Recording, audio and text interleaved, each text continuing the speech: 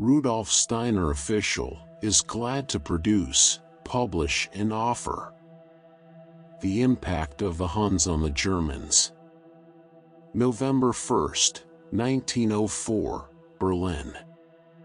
It is only necessary to mention one of all the facts which speak to the same purpose, in order to see what far-reaching changes preceded the 5th century. At the end of the 4th century we find the Visigoths east of the Danube. A century later the map shows them in Spain. And just as this race traveled from one end of Europe to the other, so did many more. They penetrated into countries where they met with different civilizations, and adopted other customs. To understand the revolution which 100 years produced in Central Europe, we must cast a glance back to the previous historical epochs. If we follow the records of the Romans, we find warlike tribes along the Rhine, whose main occupation, apart from fighting, was the chase. Farther east we find agriculture and cattle raising among the Germani, and farther still the Romans speak of the tribes in the northeast as of something nebulous and obscure. We are told that this race, which dwelt by the sea, worshipped the sun, believing that it saw the sun goddess rising from the ocean. Of the Semnones, who lived in the electorate of Brandenburg, it is told that their divine service was characterized by blood sacrifices. True, with them it was not, as a rule, human beings, but animals, that were offered up to the gods. Nevertheless, their sacrificial services bore a reputation for cruelty, which distinguished them from other tribes. And there would be much besides to relate concerning this epoch. Then followed a comparatively quiet time. If you're enjoying this video and finding value in the content, we kindly ask you to take a moment to subscribe to the channel. A large portion of our listeners and viewers haven't subscribed yet, and by doing so, you'll help us grow and continue bringing you more high-quality audiobooks. Your support means a lot to us, and it's just one click away. So, go ahead and hit that subscribe button to stay connected and never miss out on our latest releases. Gradually the frontiers of the Roman Empire were crossed by various tribes. To begin with, in the 3rd century the Burgundians advanced against the Roman Empire in the southwest, and farther north the Franks, who invaded Gaul. Farther east, too, on the Danube, other tribes moved against the Roman Empire. Thus the Romans, with their highly developed culture, had to defend themselves against those peoples. We find here a great difference in levels of culture. Among the Germani everywhere, a system of barter still prevailed. Among the Romans money transactions had been developed. Trade among the Germani was a matter of exchange. Trading with money was still unknown to them. We see the clash of highly developed culture with barbaric tribes. Then the Huns broke in. In the year 375 occurred the first clash with the Herulern and the Ostrogoths, whose dwelling place was on the Black Sea. They were forced westwards, and consequently the Visigoths were also obliged to break up their settlements. Where were they to go but into the Roman Empire, which they inundated as far as the Danube? Already the Roman Empire was split into an East and West Empire, the former with Byzantium, the latter with Rome, as its capital. The East Roman ruler assigned dwelling places to the Visigoths, but they nevertheless first had to fight for them at the Battle of Adrianople. There, in that neighborhood, Ulfilas wrote his translation of the Bible. Soon, however, the Visigoths were obliged to resume their wanderings. Slavonic tribes followed in their footsteps, pressing them farther westward. Under their king Alaric, they conquered Rome, and, in the 5th century, founded the Visigothic Empire in Spain. The Ostrogoths followed them, and likewise sought to establish a dwelling place in the domain of the Roman Empire. The Germanic tribe of Vandals conquered Spain, then sailed over to Africa, and, in the region where Carthage once stood, founded a Vandal empire, and thence harassed Rome with incursions. Thus the whole character of these races is such, that into every part of the new configuration of Christian Rome, the Germanic races pressed. From this type of conquest new configurations of quite a special character arose. In the domain of the former Gauls, rose a mighty empire, the Empire of the Franks, which, for a whole century, imprinted its stamp on Central Europe. Within it, above all grew up what is commonly called Roman Christianity. Those other races, Goths, Vandals, who, in rapid triumphal marches, had subdued for themselves parts of the Roman Empire, soon disappeared again, completely, out of history. With the Franks we see a mighty empire extending over Europe.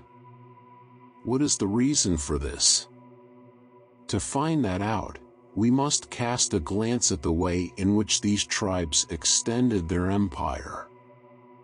It was done in this way: a third, or 2/3, of the region which they had invaded, was divided among the conquerors.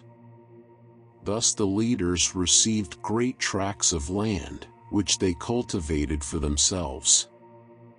For this work the conquered inhabitants were employed, a part of the population became slaves, or unfree. This was the policy of the Visigoths in Spain, the Ostrogoths in Italy. You may suppose that, under the existing circumstances where the population lived at a high level of culture, this mode of procedure caused great hardship and could not be permanently maintained. It was different in Gaul. There were great forests and uninhabited tracts of land. There, too, the conquered regions were divided, and large portions fell to the leaders, so that the leaders became great landowners, and rulers over the vanquished tribes. Here, however, they were not trammeled by already existing circumstances. There was room for expansion. And, although the leaders became rulers, circumstances made it possible for this to happen without great oppression. In the days before folk migrations, members of one tribe had, in essentials, resembled one another. Freedom was a common Germanic possession. In a certain sense, every man was his own master, responsible to no one, on his own land and soil. The independence and power of the leaders increased, because so many had become dependent on them. Hence, they were in a position to protect themselves better, and small proprietors placed themselves under the protection of greater. Thus arose a protective relationship of the powerful towards the less powerful. Many small feuds were carried on by many small landowners who could not adequately protect themselves, in dependence upon more powerful protectors. Some swore fealty in case of war, others relinquished parts of their property, or paid tribute to their protectors. Such dependents were called vassals. Others held land under feudal tenure from the big proprietors, as payment for their service in case of war. This was the fief. The powerful warriors were feudal lords, the others were vassals. Thus, in the most natural way in the world, proprietary relationships grew up. The invasions of the Goths had no lasting effect. Those peoples who had forced their way into civilized lands came to nothing. Their power was soon broken. It was different in Gaul. Here, where extensive tracts had still to be cleared, the immigration of new tribal masses could only be welcomed in the interest of culture. The great men in the empire of the Franks were unimpeded in the cultivation of their racial character. The Goths and Vandals were wiped out, they and all the Germanic tribes who came into the regions where industry was already developed. We see the Franks as independent of an industrial foundation, and the Franks gave their impress to the character of the ensuing age, especially because they provided a base upon which evolving Christianity was able to expand. Although the Visigoths were originally Arian Christians, other ideas were engrafted into their belief. Among the industrial assumptions which were foreign to their nature, that was developed which may be regarded as the stamp of materialistic conditions. It was not so among the Frankish tribes, where the church was the great landowner. Undaunted by material considerations, these abbots, bishops, priests, and theologians devoted themselves to the service of religion. Unalloyed, as it emanated from the nature of these men, the characteristic culture of this form of Christianity was developed. The spiritual strivings of the free ranks were encouraged by the influx of the Celtic element. The Celts, whose fiery blood again manifested itself, became the teachers and leaders of the spiritually less active Franks. From Scotland and Ireland came Celtic monks and priests in great numbers, to spread their faith among the Franks. All this made it possible for Christianity to be, at that time, not a mirror of external conditions, but to develop freely, unconstrained by material considerations. The conditions of Central Europe were determined by Christianity.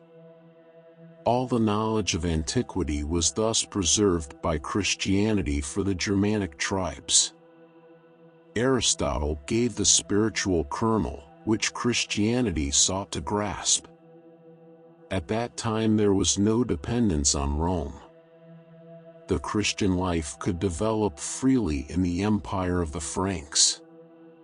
Plato's world of ideas found entrance too into this spiritual life. This was brought about especially through the influence of Scottish monks, above all through Scotus Erigene in his work De Divisione Naturae, a work which is well known as indicating a high level of spiritual life.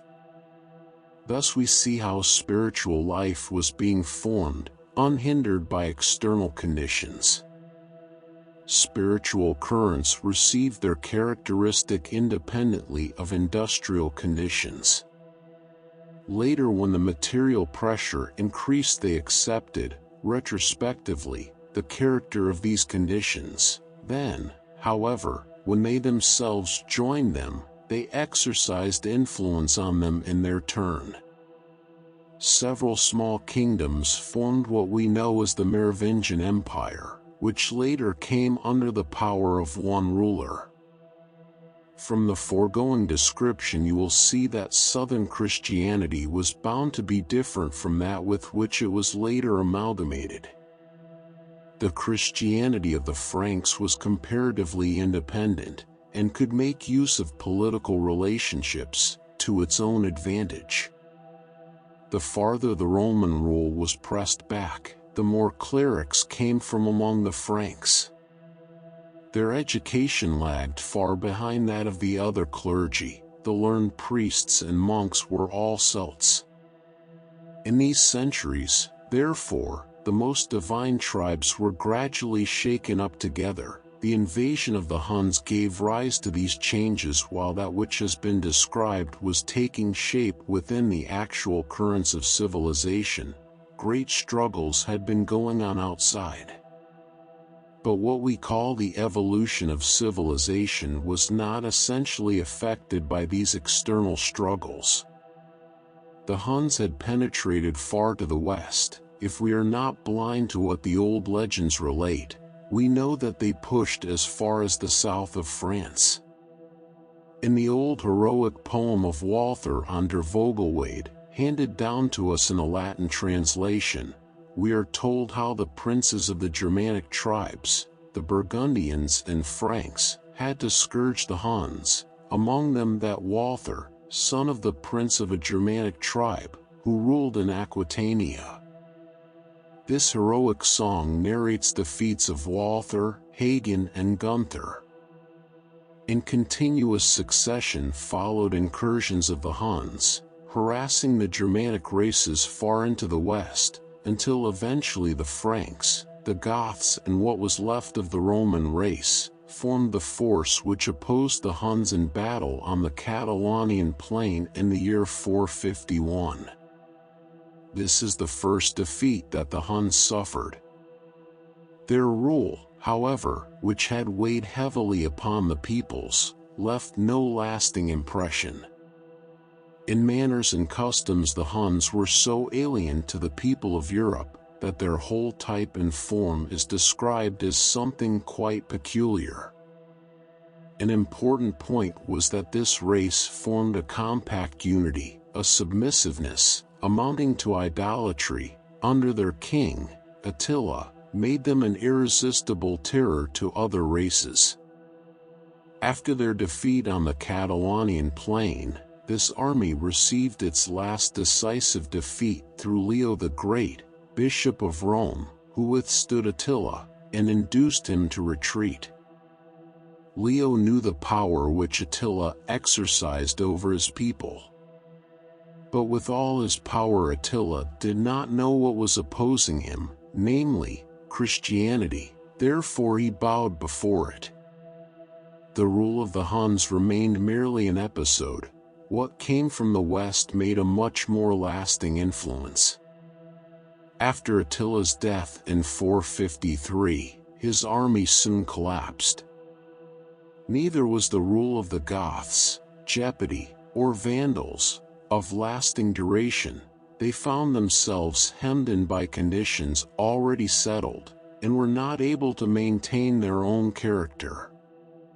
Things happened differently in France. The culture there proved faithful to the character of the Frankish tribe, and it may be seen how powerfully this race evolved. Later, however, we see too how this tribe forced others to accept Christianity. We see further that there existed nothing better calculated to develop material culture than Christianity. All sorts of culture forms received their stamp from external Christianity. And because they were able to maintain their free character, they provided a framework for mobile forms in which spiritual life could develop, and in this way the spiritual, industrial communities, monasteries, etc., grew up. In process of time, however, spiritual and industrial culture were separated.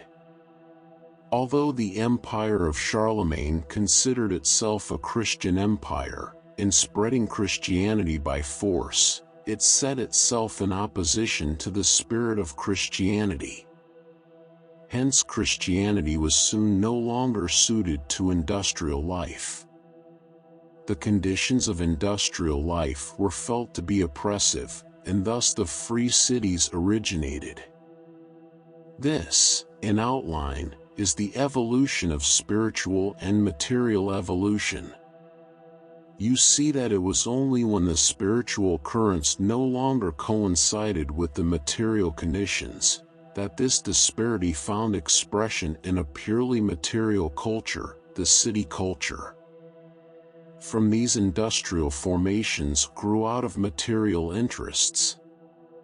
The population which could not be supported on the land, pressed into the towns to find protection and security. Thus we see empires rising and falling, and new creations taking the place of old. We can, however, only understand their organization if we realize how the first model realm, the Empire of the Franks, was formed. Not having pressed into already existing conditions, but going where space was offered for free expansion, this tribe had evolved its character and was able to develop its rule. The tribes driven from their homes during the Great Folk Migrations were not only thoroughly mingled together, they were also newly constructed. Some had disappeared from history altogether, others had taken their place. This great metamorphosis was accomplished, not merely from outside, but still more in the deepest depth of their character.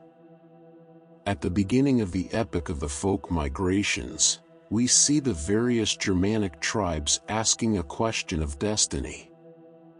For the Goths, who had chosen for themselves a tolerant Christianity, this question signified extermination. For the Franks, confrontation with it under other freer, more favorable circumstances, it meant increase of power throughout the centuries. Whether or not for the good of all, we shall see in what follows. Copyright 2025 by Rudolf Steiner Official. Thank you for listening. Please consider to subscribe, like, and share to help the channel growth, new videos on a daily basis.